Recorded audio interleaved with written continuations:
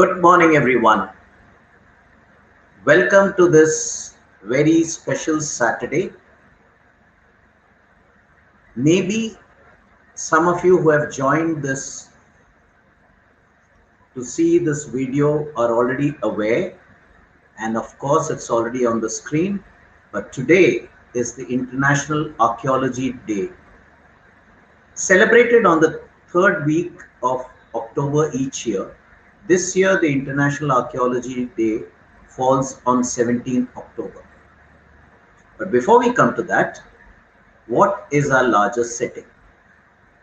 The Maritime History Society has been at the forefront to promote maritime consciousness, sea-mindedness, and bring better awareness of the larger public into the maritime domain.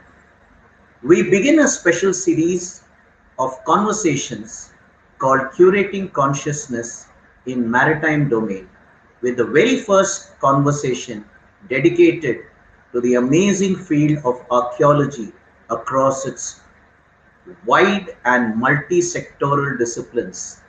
And what better day than the International Archaeology Day?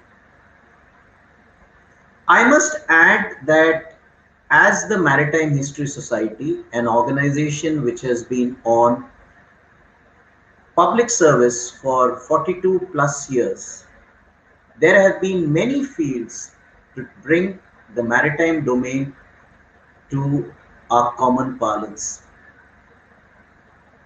We have been finding that material investigation, material culture, tangible and intangible evidence through this very vast field of archaeology as key to getting evidence and enhance the awareness of our maritime heritage. To bring this forward, since I am primarily a maritime professional, I am Commodore Johnson, presently the Director and Head of Research at the Maritime History Society. I am very privileged that at the Maritime History Society we have a team of archaeological professionals who will help us navigate this time together.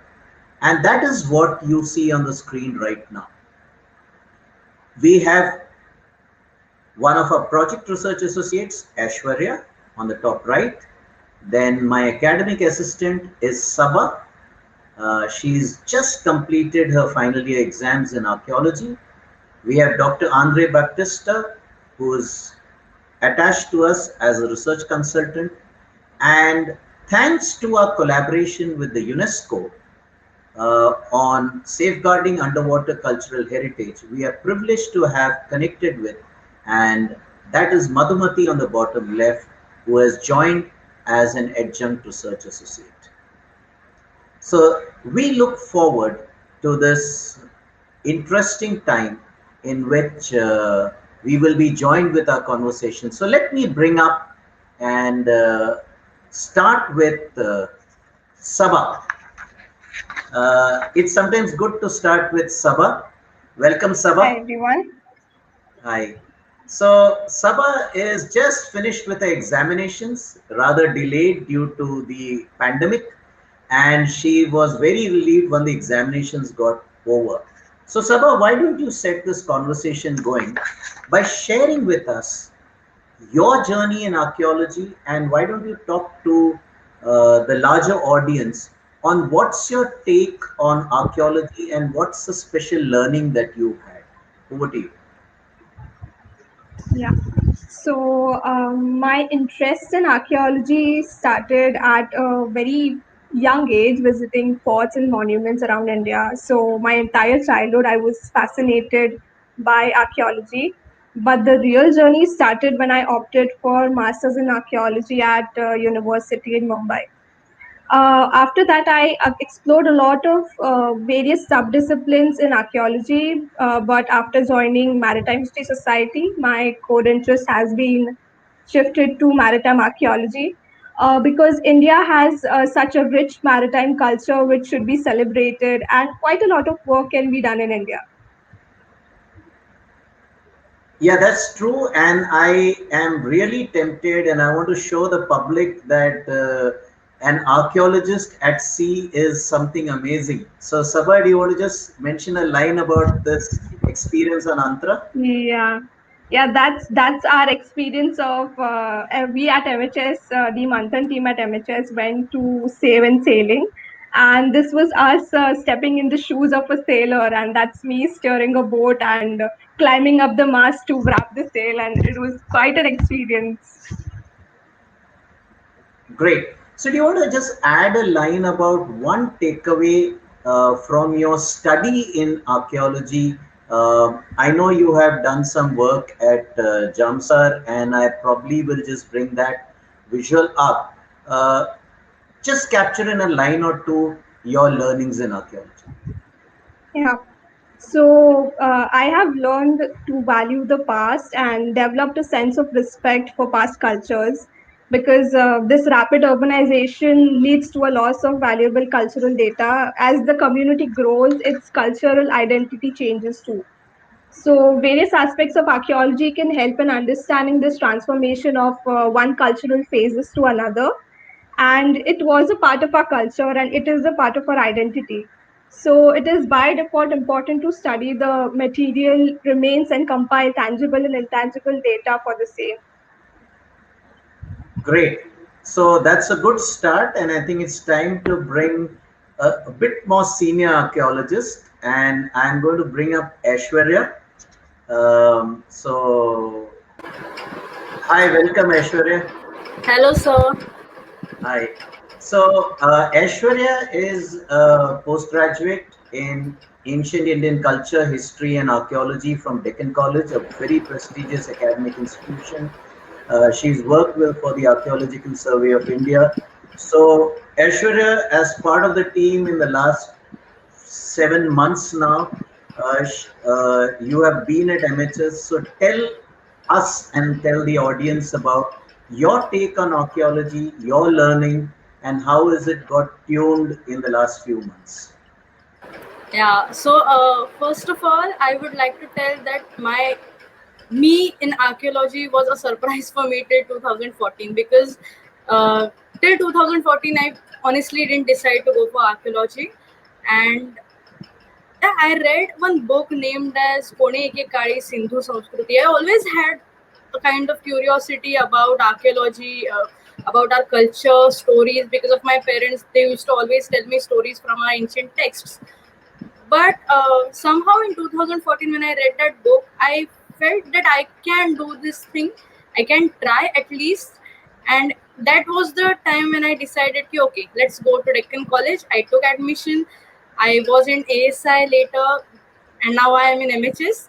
So, yeah, in MHS, it's like it completely turned my perspective from terrestrial archaeology. It brought me to sea without being in sea actually, but yeah, it's pretty interesting. I understood that how sea is everywhere when it comes to when it is actually an indispensable part of human lives, and this is what I could relate. So I have purposely flashed this visual of you in an actual site, an excavation. So you had the privilege of not just during your post graduation, but also with the ASI. Just share a line or two about the field experience of archaeology for the benefit of those who are not initiated into it. Yeah. So this photo, thank you for sharing this. This photo is from Pachamta at Rajasthan. This was a Chalcolithic period site, which was contemporary to Indus Valley civilization. So this was the site where I got my first training about field methods, and yeah, you can see in archaeology we were told that you have to adjust, and this was our first adjustment. You need to know how to use pickaxe, you need to know how to carry the mitti, the kamelas and everything. So usually what's my takeaway is basically you get to learn how to adjust things, how to know things first. It develops a kind of perspective towards looking at things. So these things might be very uncommon, yet they mean a lot and they have made me. So I'm very thankful for archaeology, of course. Great. That's a good insight from someone who's really been practicing. And I think I'm going to request Madhumati to join us. Madhumati, if you could just yeah, get ready. And there's Madhumati. Thanks, Aishwarya. We'll get back to you. For just to introduce you, Madhumati, you know, it was so exciting when we were at the UNESCO workshop, and your insight and your interest just peaked, and then our communication. You bring a very different perspective, which has matched in time with the Maritime History Society's interest in underwater archaeology, safeguarding cultural heritage underwater. You began your life with great fascination for diving, and I think you just tuned your studies to kind of go along with that.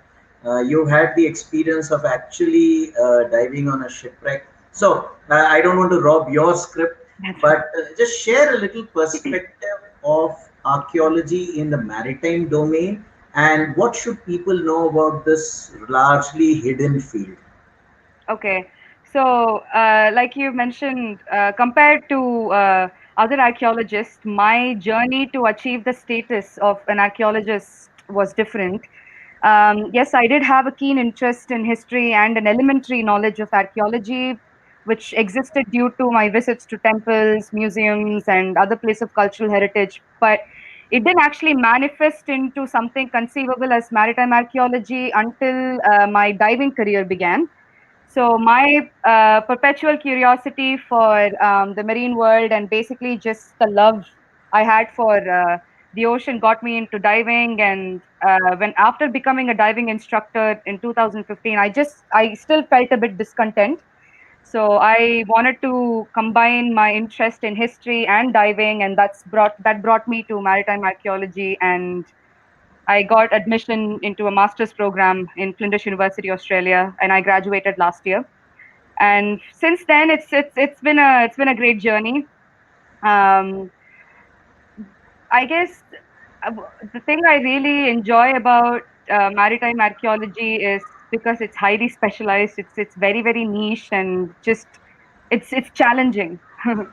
Definitely for sure. I've intentionally brought up this visual Right. of you.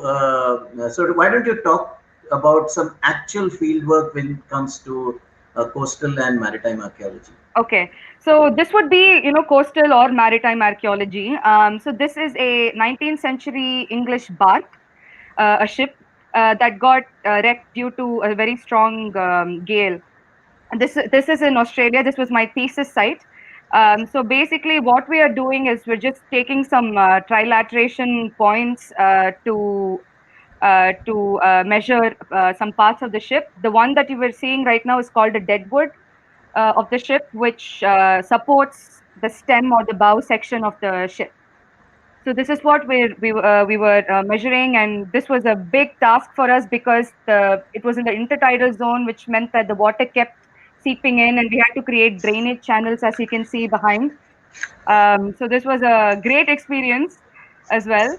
I would say my first full-on excavation, maritime excavation. Great, great. So Madhumati will get back. I'm going to bring one our senior colleague, Dr. Andre. So Andre, if you are there, we come up. Madhumati will get back to you. Welcome, Dr. Andre. Just to introduce you, Dr. Andre Baptista is what I call a recent, freshly minted PhD after a lot of slog and hard work. And I think somehow the whole heritage world has fascinated you, a journey over a decade, and finally culminating not just with a degree but from the Deccan College, but to actually finish your doctoral thesis.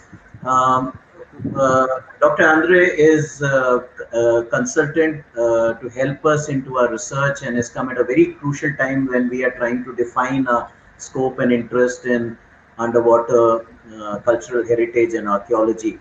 Dr. Andre, since you have uh, done both a lot of field work, you have done specific research, uh, why don't you talk of your take of what people should know about archaeology? How is it relevant? It's not something which is happening far away from common eyes. So, how would you share about archaeology to us? All right. So, on a more philosophical note, archaeology, one of the key dynamics is the idea of chance, finding things completely by accident. And really, that for me is a reflection of life. And much in the manner of most archaeological findings, my tryst with archaeology in the formal sense began purely out of serendipity. It was not planned. I happened to come across this course.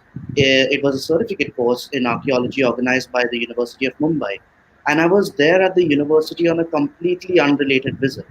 But I signed up for the course, I spent a year there. After that, I decided to pack my bags, move to Pune, the Deccan College Postgraduate Research Institute, for a master's in archaeology. I was there for 2 years. I finished my PhD just this year. And the journey over the last 13 or 14 years in archaeology has really taught me so much. For one, it has taken me out of the bubble, the single worldview in which we are raised. It has taught me to see things from other perspectives. It has taught me to see things through a critical lens, to build up an idea and to work on it instead of just going with prior assumptions. That is something that really has spilled over for me, not just in research in archaeology, but also in life.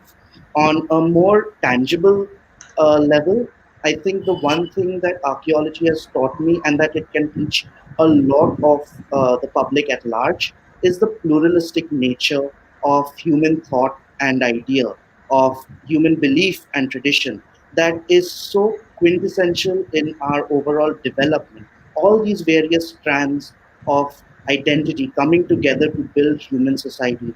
And it is this that makes it our shared cultural past. And this is the one thing that I really take away from archaeology. And hopefully, throughout my career, I will be able to give it back to the public in some form or the other. So, I'm going to bring up one of your work, especially your experience, and I'm bringing this your work at Chandor. So, can you contextualize and how this is important? And I'll bring up. We want to talk about also what you did in Karnataka. So, what was this about? So, Chandore is a site in Raigad district of Maharashtra state. It served as an intermediate site between two trading points on the west coast of India, the port and the hinterland site. So, the site obviously developed as a very important temple complex because you would have caravans of traders, merchants coming over, spending a couple of nights over here, resting their cattle, their animals, their bullocks, and sort of rejuvenating before continuing the journey into land. So here we are at Chandore, documenting those temple structures, conducting excavations, trying to find links with West Asia, through which we actually did establish through glazed ware. So we had an amazing trade network with the Arabic world, and that was sort of corroborated by the evidence we found at the site of Chandore, not to mention the coins as well, those beautiful silver Sasanian coins. And the exploration work at Anagwadi. So Anagwadi is a prehistoric site, and my core area of expertise is in landscape and environmental archaeology. Over here, I am picking samples for paleomagnetic dating at the geology lab of Pune University. And I had conducted explorations there consistently between 2014 and 2019. It is a prehistoric site, so some of the relative dates go back 800,000 years, well deep into prehistory. And that site was actually a core part of my doctoral thesis. I love the site. I love the people, the culture, the food, the language. This is what I meant, the exposure. One minute you're in Maharashtra, the next minute you're in Karnataka, the third you're in some obscure village in Haryana, Madhya Pradesh, Orissa, West Bengal, Rajasthan, Gujarat. It takes you all over the country. It exposes you to so many different kinds of people, so many different kinds of food, of lifestyles, and it is just fascinating to sit back and absorb it all in. It is really enriching and fulfilling. So, Dr. Andre, what I want to get, and I'm going to bring Madhumati up along with you, and with both of you, I just want to, have this. When we are probing coastal and underwater archaeology, I just want to ask a common line to you. What is one direction that we as a nation and as an academic institution must adopt to A, make it practical, and second, to see that it really rich treasures evolved? Before I start that, I'm really tempted to do this. Let me bring Madhumati's dives, and with that setting, Madhumati, can you just talk about this and then the question I asked? Okay. So the first one, the left, the picture in the left. So this was us doing some field work in Vietnam. We were trying to, well, I was trying to draw some potsherds, ceramics. I think from I don't exactly remember the period now because it was in early 2018. But the visibility was terrible. It was maybe we were only able to see this much, so drawing it was very hard.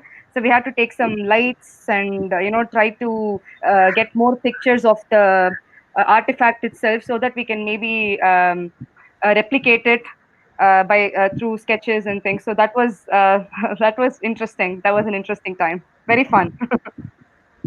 Okay. Dr. Andre, as we probe and we are looking to make some strides into maritime archaeology, uh, what's your thought on taking this forward? What should guide us? Oh, there is tremendous scope and potential, and the roadmap already kind of exists. We just need to follow it. You see, India has a very rich maritime tradition that has been well established for the last 5,000 years. And most of this evidence comes from explorations and excavations that are conducted on the land. So, the complete picture, the rest of the picture, that would be made apparent from the sea, from sites underwater, from submerged sites, that has not been pursued in India to the level which it should have been. Um, so, right now, with this field developing, there will be a lot of need for professionally trained researchers who can dive. And the present dearth of this kind of profession in India leaves a lot of scope for the future. A lot of people can pick this up as a subject, not just out of interest and curiosity, but out of sheer passion. And for me, the job scope is quite immense, and it goes along and it increases only with the development of the field as far as the field develops in India. I think that this is a collaborative effort. It cannot be done single handedly. And though organizations like the Maritime History Society have started to take those humble and very calculated steps towards uh, this resurgence of interest in maritime archaeology and marine archaeology in India, I don't think it can be done in isolation. It has to be done with the support of the public. This is absolutely necessary because people, when they study archaeology, often the misconception is that one needs to take history. But there are so many facets to the pursuit of archaeology. There are the financial, the legal, the technical, even the tourism angles and point of views. And all these can contribute and come together. Ideas from all these separate disciplines need to come together, be collated into this one holistic forward movement. Because inputs of all these fields are extremely valuable. The field of marine and underwater archaeology in India incorporates all these aspects, and these need to be given serious consideration. And for that, we need the public to sort of step up because archaeologists are not lawyers. We are not divers. We are not even, I mean, I don't know about the other archaeologists, but my finances are pretty bad. I'm very bad at account keeping. So we need professionals who are trained in these fields to come and help us out. And these professionals, of course, come from the public at large, and this can be done through increasing the interest in marine archaeology in India. So even as I bring up Aishwarya, and to set what I'm going to ask her, um, one of my learnings in the last couple of months has been I have always talked about the maritime world as one of the most multi-sectoral and multi-dimensional entities And you just talked, Dr. Andre, about law, about science, about finances, about material culture, about diving, and a whole range. And one person who's been, I think, making those comments and observations from her work in coastal heritage and now coastal and island forts. Aishwarya, if you had to talk about coastal or maritime archaeology as from a point of educating people, teaching people, that's the direction I want to take this time. What would you, if you just had to say two things to educate people on coastal and maritime archaeology, what would that be? I first of all believe that, as you said, archaeology, like archaeology, maritime archaeology is multidisciplinary. So, especially, it can relate each and everything which is relatable to sea, rather. So, to make it more, uh, to make it, I mean, it for public outreach activities. When we consider, I feel we as researchers should make it more relatable to common masses. So I would like to quote one example here. It is like little things may take like little efforts matter a lot. So for example, recently I had written a blog on saris and maritime history, and this is like an example how we can relate these two things. When people usually don't know what is archaeology, what is maritime archaeology, and then when they understand that it's maritime archaeology, they feel something is like it's a big thing. But I think these are some little steps we can take to make it more relatable. This is what I feel, and ocean is indeed full of opportunities that way. So yes. Oh, okay, so Madhumati, I'm going to bring you in because you have been on a promotional cause, you have taken classes. I'm sure, given your chance, you would want to convert everyone into this whole sector, and that's why I flashed this visual. What's your take, and what will be a crisp message on enhancing awareness and education in the underwater archaeology construct? Okay. So let me start with those pictures. So what I'm basically, like you said, I am on this promotional path. So what I am doing here is basically giving some lectures or just basic information to history students who are interested in archaeology, and telling them this is what maritime archaeology is. You don't have to go abroad and study like I did. You can always, convert. All you need to do is just go diving, learn some diving skills, and then you implement your archaeology skills into a site that is probably underwater and stuff. So things like that, they can do that. So education is big. It's a big thing for us, that is lacking, as everybody knows. In India, a proper educational course, not just a PG course, but not just a post graduate diploma course, but needs to be a proper master's course as well, so that you can dive deep into it. And then it's about bridging the gap between professional maritime archaeologists and the layman. So it's about giving opportunities for the public to take care of their archaeological of an archaeological site in their area. For instance, if you find some material culture underwater in a shallow site, and you don't have the money, the funding to actually take it out and conserve it, you promote custodianship, so that these people, they're very proud people. They are very proud of who they are. They're proud of their culture, the heritage. So we should really try to give them the opportunity to take care of these archaeological artifacts. And then we have to probably set a system where professionals would go maybe a couple of times in a year, and then just revisiting the site and monitoring how the site is being formed or taken care of. So that is one thing that we can promote, and this can be very cost effective as well. Where funding is lacking, this is a very good idea to cut costs, and then take that money and do more archaeological surveys and find information. So Yeah, that so is. I'll get back. Yeah, great. I'll get back to you. I'm just going to bring the one who's closest in qualification to me because I can say she just completed. I have only heard archaeology from secondary and tertiary sources. So Saba, I'm also, along with bringing you up, going to bring this visual of a special exhibition. What is your message on promoting awareness Let me talk of maritime archaeology, the maritime dimension, and with this experience, do you want to just share a line on that? Sabha, you may have to. Okay, I'll unmute you.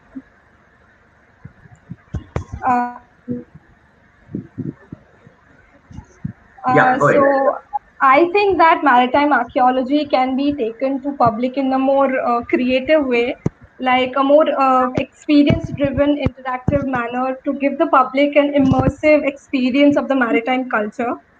It can be done through interactive audiovisual exhibitions for the public, like you can see the photo of a Dutch Maritime Museum exhibition, and building of more maritime museums in India to raise awareness, which will also create a lot of job opportunities. And more things can be educational walks around the maritime sites and more courses for maritime enthusiasts, which will help in building a maritime identity and also pioneering researches to build a strong maritime research community in India, which it lacks. And before I head towards the final section, Aishwarya, we don't have to go very far from where we are sitting. You want to just mention about this one very favorite location for of yours. You may have to Yeah, I'm just muted. yeah, go ahead. Here I was explaining students from Delhi who are studying post-graduation diploma in Institute of Archaeology. So we had taken them to Kondivite caves. We were just, and this is very interesting. We were trying to teach them how caves and maritime history was interrelated with each other and stuff like that. So yeah, but yeah, my most personal. I mean, I am very attached when it comes to iconography, temple architecture, other whole Indological subjects and stuff. So this photo is like very. I like it like anything. Okay, I'm going to bring this entire conversation to a close. So I'm going to ask you all a short closing sentence each. I'll go reverse order and finish with Dr. Andre. Sabha, you have the first choice. One simple message of sea mindedness, maritime archaeology. Give your piece.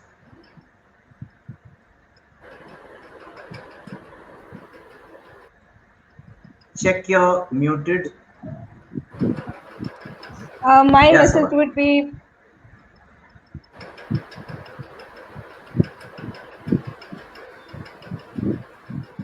No problem. Okay, we are both. Okay, no problem. Repeat that one.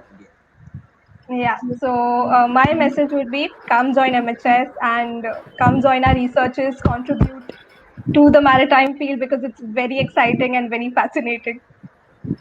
Thank you. You are a good PR person for us. Madhumati, your message. I'll just take a few lines of Sabha. I would definitely say contribute, and contribute. That is the most important thing. Whatever you have to contribute, just do it. Um, improve yourself, and do something for archaeology.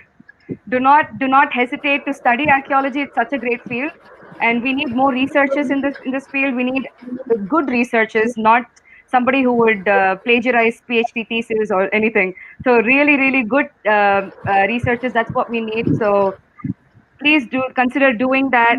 It is a very, very lucrative field in terms of not. I wouldn't say in terms of money, but definitely in terms of um, I The forgot the entire word. experience. The entire Experience. experience. Exactly. Yes. Just a very good field to it gives you happiness, truly. So you should definitely consider doing that. Aishwarya, your word to the larger public on this entire what Only you will. one sentence is like, come, ocean is full of opportunities, may it be research, may it be anything. Come and join us. Okay, wonderful. And obviously, Dr. Andre, you working with us, and I think we're looking forward to with this team. What would you mention to people watching to be a part, and your word to all of us? So I would like to end by saying that underwater archaeology in India is not a new concept. It has, however, been on effective hiatus for the last decade or so. And right now, there is a lot of buzz nationwide about the resurgence of underwater archaeology in India. It poses a lot of promise, and organizations like the Maritime History Society have undertaken this huge endeavor of building up infrastructure, getting together researchers, and putting together a team to explore underwater sites and conduct maritime and underwater archaeology. And the general public at large, you don't need to be an archaeologist or a purebred researcher to contribute to this. You can come from any discipline, and that is the beauty of archaeology. One can always be peripherally involved. One just needs interest and drive to do so. Thank you. That's a good note. I want to acknowledge each one of you for spending time making this special Saturday extra special as the world celebrates International Archaeology Day. To us as Maritime History Society, we would love to be a part of the promotion of archaeology, coastal archaeology, maritime archaeology, actual dives, preserving underwater cultural heritage. This is a special campaign we are doing, Promote Sea Mindedness. And so, to do that, please partner with MHS, visit our website, and be a part of our sustainability drive. Anything to do with the sea is high cost, high resource, high amount of time, high amount of human resources. So we need everything. If you can do nothing, talk about it. If you have the time, provide the resources. Come read about it and tell others. And if you do have the energy, actually become a researcher. And there are multiple fields available. So thank you all. It's been a fascinating time. And I want to just close with our tagline: let heritage awaken our maritime consciousness. Thank you and Shana Varun.